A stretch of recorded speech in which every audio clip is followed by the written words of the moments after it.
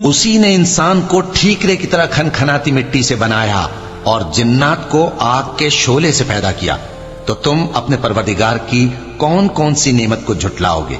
وہی دونوں مشرقوں اور دونوں مغربوں کا مالک ہے، تو تم اپنے پروردگار کی کون کون سی نعمت کو جھٹلاؤ گے؟ اسی نے دو دریا رواں کیے جو آپس میں ملتے ہیں، مگر دونوں میں ایک آڑ ہے کہ اس سے تجاوز نہیں کر سکتے، تو تم اپنے پروردگار کی کون کون سی نعمت کو جھٹلاؤ گے؟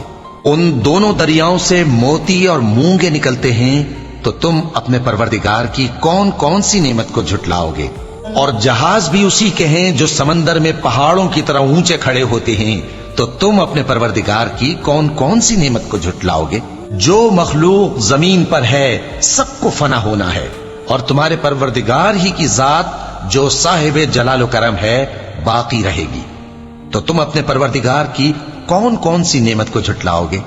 آسمان اور زمین میں جتنے لوگ ہیں سب اسی سے مانگتے ہیں، وہ ہر روز کسی نہ کسی کام میں ہوتا ہے، تو تم اپنے پروردگار کی کون کون سی نعمت کو جھٹلاؤ گے؟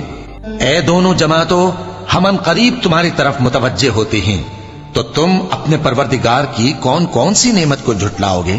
اے گروہ جن و انس، اگر تمہیں قدرت ہو کہ آسمان اور زمین کے کناروں سے نکل جاؤ تو نکل جاؤ، اور زور کے سوا تو تم نکل سکنے ہی کہ نہیں، تو تم اپنے پروردگار کی کون کون سی نعمت کو جھٹلاؤ گے؟